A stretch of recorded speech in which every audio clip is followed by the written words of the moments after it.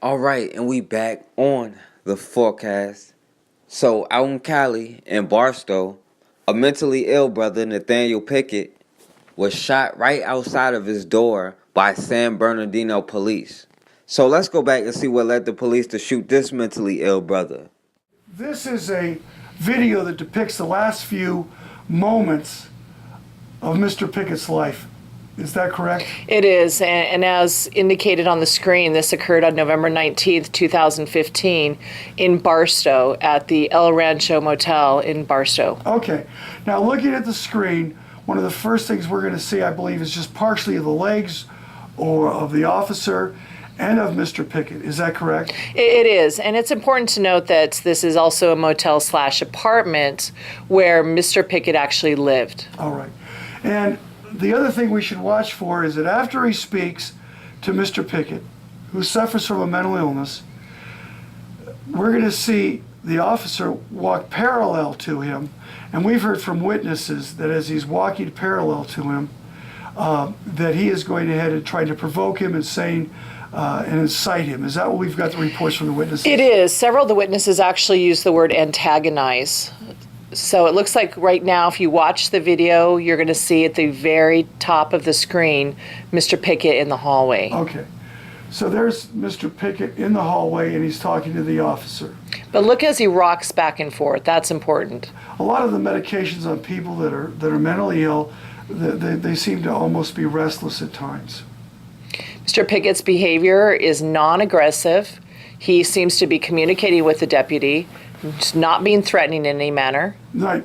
And so we saw the deputy follow him, and that's where the witness says, no, leave him alone. Now, what do we have here at this top?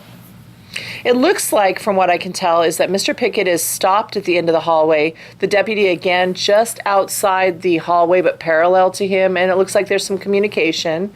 But the body language is really important. Don't see any threats of aggression or rapid movements from Mr. Pickett that would threaten the officer in any way. And by the way, he's committed no crime. He's done nothing wrong. He lives here. No, isn't the reason that he even had contact with the deputy something that was very minor? It was indeed, and that's what I think. Oh, now we seem to have some kind of a confrontation right here going on with the officer, it looks like, grabbing and throwing Mr. Pickett. Wow. Okay, now at this point, look how fast he was thrown down. It does look like Mr. Pickett was pushed or thrown. Now over to the right, you're going to see that's the ride along, and now Mr. Pickett's down. He took a terrible loss and a hit at that speed going down there. He looks to be unconscious. He doesn't seem to be resisting whatsoever. Is that how you see it, Sharon? That's exactly how I see it, and I'm sure he sustained some injuries from that fall oh my down God, those that steps. officer is just pounding on him with his fist, just beating him. What's the ride-along doing? There's the ride-along that shows up, and he kicks him right there. You can see that he kicks him. Where is the danger to the officer? Where is the danger, Sharon? And why is there a civilian ride-along getting involved in this altercation anyway? Now, the Mr. Pickett, we believe at this time, is dead. Is that correct? Yes, and that appears to be a neighbor poking her head out to find out what's happened. I'm sure the gunshot alerted her to that there's something awful going on outside of her room. So we have Mr. Pickett dead to the right, an officer to the left, laying there. The ride-along doing whatever he's doing. Yeah, the right along. God knows what he's doing over there, other than having witnesses go back inside. And now we're taking another look at it again. He's in the air, Sharon. It's a little closer shot. Yes, much. Oh, closer. it looks like the deputy has raised his hand. If you look at his right arm, looks like he was in a position where he would be pointing the gun at Mr. Pickett. Right. Look at that body. There's no fighting going on. There's no resisting going on. His arms are going there. And now we're going to see punches thrown. Is that what we're going to see? His hand is up. His arm is up. Oh, shots, fists to the face. All over the place. And he's not doing anything. He's not resisting. Mr. Pickett is putting up no fight. And there we see the kick from the right along once again. And when you take a look at this, you realize, oh my God, this man has done nothing. He has committed no crime. And he's laying in front of us right now dead. So the police claim Deputy Cal Woods saw this brother, Nathaniel Pickett, jumping over a fence, so obviously they had to go stop him. Then they claim he gave him the wrong name and he was uncooperative. But this brother lived there, so I don't know why he would be jumping over the gate to somewhere he lives. And he was just trying to go home. Then police said when Officer Kyle Woods tried to handcuff him, and I don't know why they would handcuff him, they never said why. But they said when he tried to handcuff him, he fought and tried to run. The police tried to say his nose was broken, he had broken ribs, trying to make it seem like this brother Nathaniel Pickett was beating the cop up. The cop was beating Nathaniel Pickett up, not the other way around.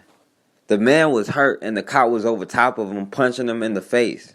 And then a civilian ride-along comes in and gets a few kicks in. But that shouldn't be a surprise. They're all on code. They would deputize all of these people in a heartbeat. They don't even have to be deputized to run in and get a few kicks in. And the video clearly shows he was standing over top of him while his brother was laying on the ground trying to scoot back. And the cop shot him right in the chest. He wasn't reaching for his gun. He wasn't punching him. He wasn't running. He wasn't even on his feet. He was on his back. And the cop stood over top of him and shot him. Now they justified the shooting and they didn't charge him. But even the jury decided to give the family $33 million. The attorney for that man's family says this is the largest verdict ever given to a family in a wrongful death police shooting case, $33.5 million. But the mother of the man says she is not done yet. She wants to see criminal charges against that deputy. On the steps of a federal courthouse in downtown LA, a grieving mother is finding some relief. After 2 years of fighting with the San Bernardino County Sheriff's Department, a federal jury gave Dominic Archibald possibly the largest verdict ever given to a family in a wrongful death police shooting case, $33.5 million. My son did not commit a crime. He was not armed. He was 100 feet from his front door. All he wanted to do was go home. Grainy video shows the November 2015 night and the final moments of 29-year-old Nathaniel Pickett's life. Lawyer Dale Gallipo says Pickett was walking back to his Barstow motel room unarmed when Deputy Kyle Woods tried to unlawfully arrest him, which ended up in a struggle. During the trial, a medical examiner testified the deputy shot him point blank in the chest. In reaction to the verdict, the Sheriff's Department gave us this statement, saying, "We strongly disagree with the outcome of the jury's decision, especially after the district attorney ruled that under the facts, circumstances, and the applicable law, our deputy was illegally justified in using deadly force to protect himself. Our attorneys, the department, and the county will be discussing appealing the civil jury's award." What they should be doing is seeing what type of training they can instill in their officers to make sure this doesn't happen again. Pickett's mother is an Army officer who moved to California after 2 tours overseas. She's since started a foundation in her son's name to help other families in similar situations. It's been difficult for me as an experienced and educated person. I just can't imagine sometimes with families with no resources are truly going through. And the attorney for Pickett's family says that Deputy Woods has since been involved in another deputy-involved shooting involving an unarmed man back in January. However, that person did survive. So even though the family got a settlement, which was the largest in history, $33 million, they still justified this shooting. Now, of course, the DA and the police chief all said they disagree with the jury. Of course they do. But that's what happens when you let people investigate themselves. We're expecting them to give us justice and punish themselves. It's not going to happen. They're going to go out of the way to criminalize this brother. They said he may have been under the influence, and since he was resisting, it was justified. They even tried to claim that he was grabbing for the gun, but the evidence says otherwise. But they don't want to talk about Deputy Kyle Woods' history. This cop had to be admitted into the court's mental health program. And despite all of that, they put him right back on the streets and he shoots somebody else. That is what they do. And they stay on the same page and they will go out of the way to protect each other. But we always have those African Americans that say, well, if you didn't do the crime, then this wouldn't have happened in the first place. Now, we all probably have some form of Stockholm Syndrome. But there are a lot of us that have severe Stockholm Syndrome, and we will go out of the way to protect our oppressors. But when it comes to protecting our own, we start talking about, well, right is right and wrong is wrong. Like with the Bill Cosby case. They went out of the way to get this man. Now, he was one of those brothers that said, well, black people need to pull up their pants and stop using cuss words. He was one of those black people that today he would basically say, well, what about black on black crime and look at Chicago? And whether you think he's guilty or not, they broke laws to get this man convicted. Because laws don't mean anything to them. They will break their own laws anytime they have to. They will move the goalposts anytime they have to. But I'm not seeing that same energy with people like Harry Weinstein or Charlie Sheen or Woody Allen. I don't see that same energy. And for the people who say it's not about race, it's about economics, no, poor white men can get away with rape. Brock Turner doesn't have Bill Cosby money, but he'll probably get a lesser sentence. A 16-year-old white boy raped a 1-year-old baby and put it on the internet. They gave him 10 years suspended so he won't have to do a day in jail. Poor white men can get away with more stuff than rich black men like Bill Cosby, who was one of those what about black on black crime black people. White women can falsely accuse, which historically has been harmful to black men, and nothing happens to them.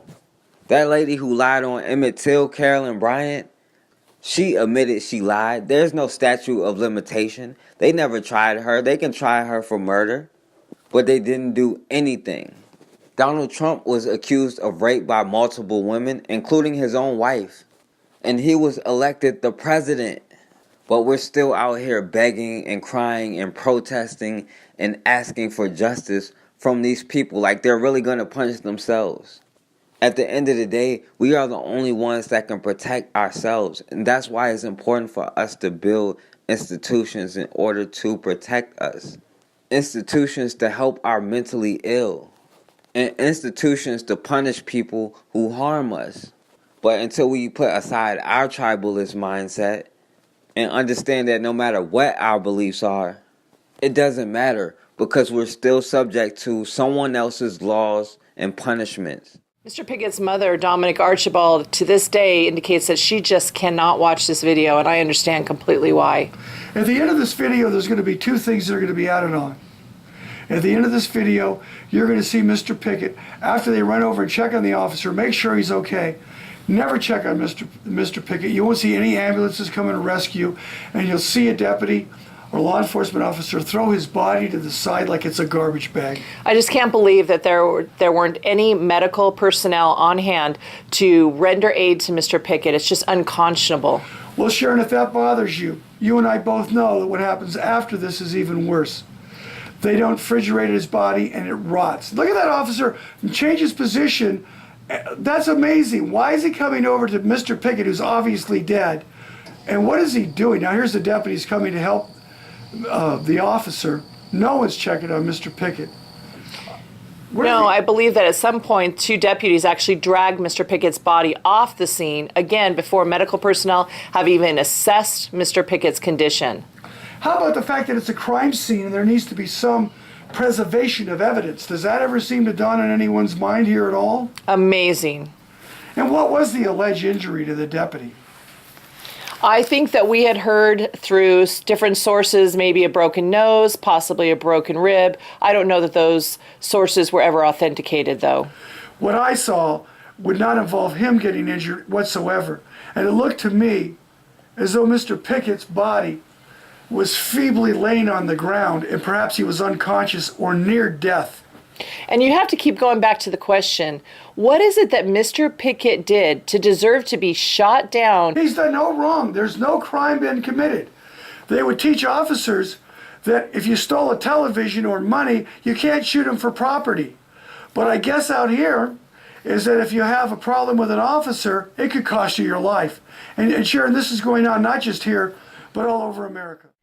Students demand more action from Cal Poly administrators after the latest wave of controversies. A series of racist episodes is fanning the flames of tension on campus. Last week, Cal Poly suspended the Lambda Chi Alpha fraternity after a photo of a member in blackface circulated on social media. Yesterday, administrators suspended Greek life indefinitely after a several weeks old photo was shared showing Sigma Nu members dressed in what the fraternity admitted was cultural misappropriation. Also yesterday, a Cal Poly professor shared pictures of racist vandalism found in a bathroom on campus, as well as a defaced and offensive poster. Professors, students say racist posters around campus have been found multiple times other than this instance. But just yesterday, a rash of posters were found in the English building, some of them essentially comparing students of color to animals. Professor Neil McDougall says he has inclusion material posted outside his office stating that he stands with undocumented and students of color. On Tuesday, he came across his property slashed. I looked up at my sign that says I'm an unafraid educator, and someone had slashed with a razor or scissors or a knife across, an X across it. So that was more disturbing. Just down the hall, someone wrote the N-word on a bathroom stall, which we've blurred out, tacked posters outside of his door, and distributed flyers comparing people with dark skin to high rates of rape and homicide. But I think with other students and other faculty, and I've spoken to them, it's extremely troubling, and this is in the context of, our president has said there is no culture of racism in Cal Poly or the United States, and that I find very troubling.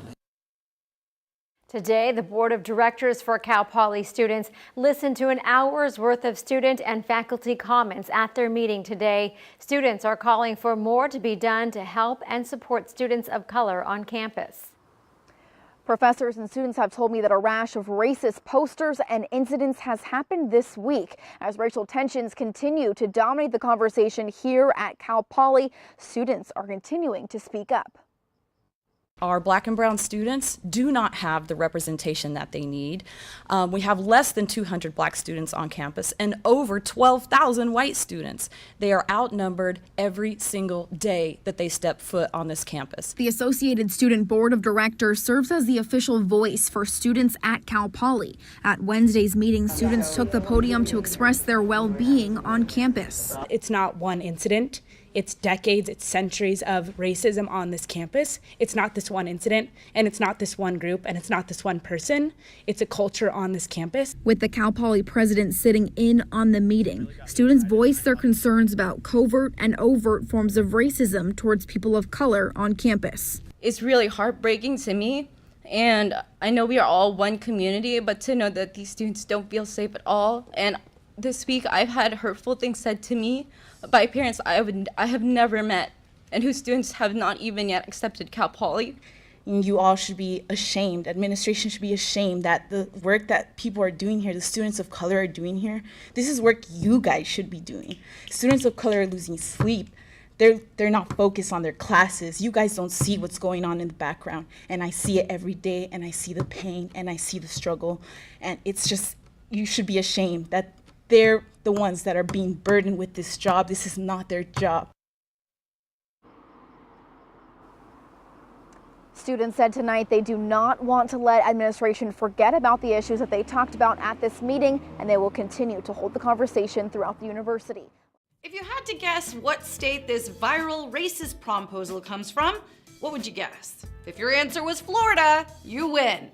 Nothing, because of course it's Florida.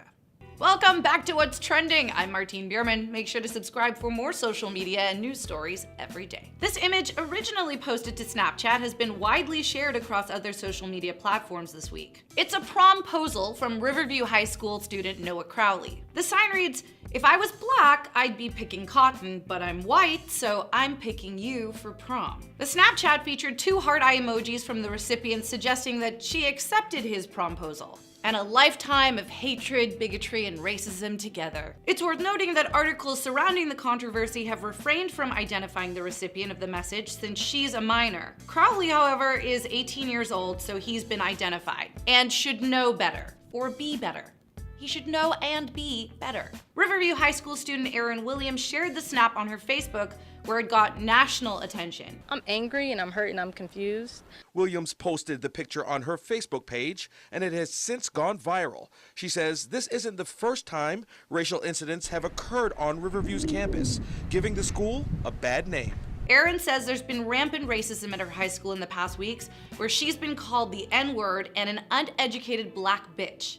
She also says Noah recently threw a banana at a mixed student and told him to go fetch. She said on Facebook, "I did not mean none of this for violence or to start a riot. I simply wanted to educate everyone on what's been happening in our school and wanting to shine a light on a dark situation." I don't know why it took them this long, or it took administration this long to figure out how big of a problem this is, but I'm glad something's being done about it now. The school district and the principal have gotten involved. According to another Riverview student on Twitter, Noah has been banned from going to prom and from walking in graduation, although the school itself has not yet announced any disciplinary action. According to a media statement, they're still conducting an ongoing investigation. In a message sent to parents, Principal Kathy Wilkes wrote, "Many who saw the post are understandably upset with its contents as well as the subsequent commentary to the post. Riverview High School absolutely does not condone or support the message conveyed in this post." It took until Monday for Crowley to realize that what he said was a complete dick move, and then he apologized for his post.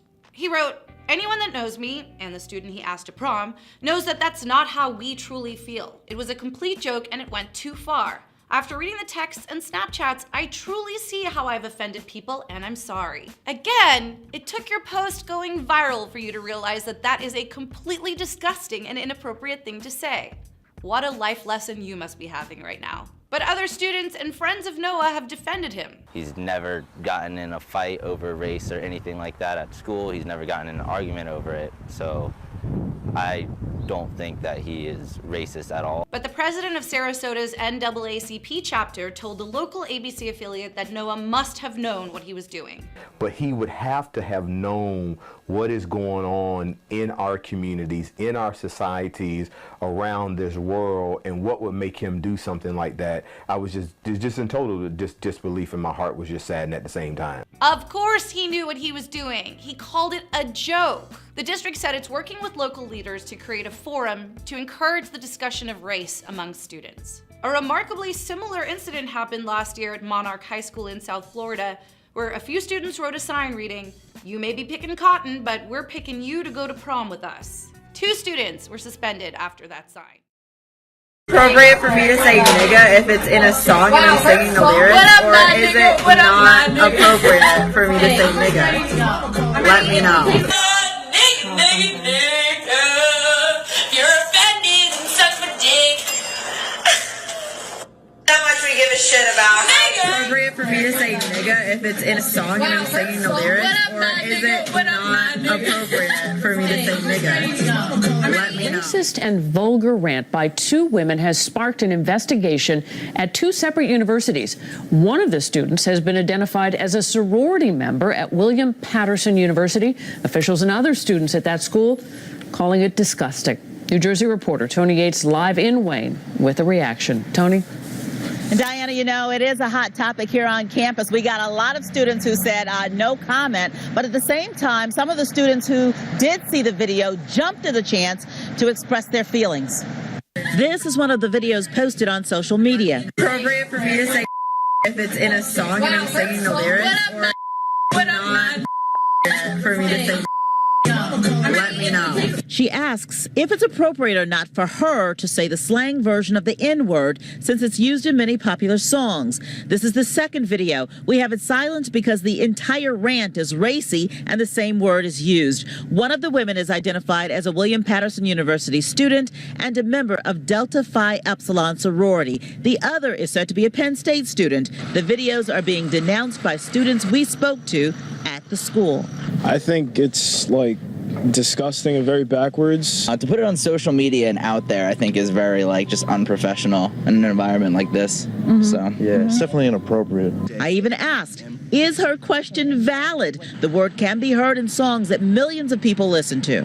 We made that something that we took from, that was ignorant, then we made it our own thing to make us feel good as people about it. But overall, I don't think that you're in a place to want to have to use that for your own, support. William Patterson University released a statement saying in part, we are disgusted by this behavior which does not reflect our values. University staff are investigating. Penn State says we condemn racist messages as they are hateful and violate our institutional values, but it says it can't punish their student. She's protected by the right to free speech.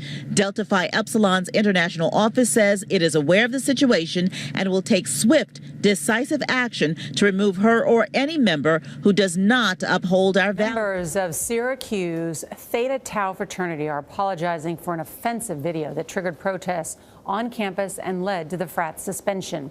A roughly 6-minute video shows what appears to be fraternity members performing skits using racist, sexist, and other crude language. The chapter apologized overnight in a letter saying, quote, "Our house is not and has never been a place for hate." Adriana Diaz is outside the suspended fraternity's house in Syracuse. Adriana, good morning. Good morning. Syracuse University police are now investigating the video, which is hard to watch. A student newspaper, the Daily Orange, discovered it on a secret Facebook page for fraternity brothers. White people. The lewd and crude video shows what appears to be Theta Tau brothers joking about the Holocaust Get in the shower and using racist slurs. I solemnly swear to always have hatred in my heart for. To always have hatred in my heart for. Oh, no. The chapter apologized overnight in a lengthy letter, saying it's with profound embarrassment and disappointment in ourselves that we find our fraternity in this situation. But they say the frat is not a hate group or a house full of bigots. Instead, the letter says the video recorded last month shows a satirical sketch performed by fraternity pledges intended to roast active brothers. It says the young men were playing characters and do not hold the views they expressed in the video. The National Fraternity's top official said in a Facebook post Thursday, "The actions of these individuals are truly disgraceful, and we will take appropriate action based on the findings of the investigation." We are not them, they are not us, and they do not represent this community. Students have marched across campus demanding the university hold the fraternity brothers accountable. Syracuse President Kent Siverud said a comprehensive review of the Theta Tau chapter is now underway. He also promised a series of reforms, including diversity training for all members of the Greek system and a closer look at the role of deans and other university leaders. The first time I viewed it, I was sick to my stomach. Dolan Ivanovich, a Syracuse senior vice president, says campus police have interviewed all 48 members of Theta Tau for possible violations like hazing and abusive language. It's shocking. It's appalling. It is activity that is against all of our community standards and values. That's why we immediately suspended this fraternity and will conduct a very thorough review and analysis. Penalties could range from suspension to expulsion for the fraternity brothers. And according to the Daily Orange, this chapter here is the 4th fraternity to be suspended by the school this academic year. The other 3 were for hazing. Gail. Adriana, thank you so much. I just don't know what it's going to take for people to realize this isn't funny. Right. You know, I don't think it does any good to expel them, but I think there has to talk about racial bias training, sensitivity training. Even as a joke, it just is not funny. It's not funny, and I think the president of Syracuse University should sit down with them and talk to them, because even if they were expelled, Yes. they're going to go out into society. Yeah. And so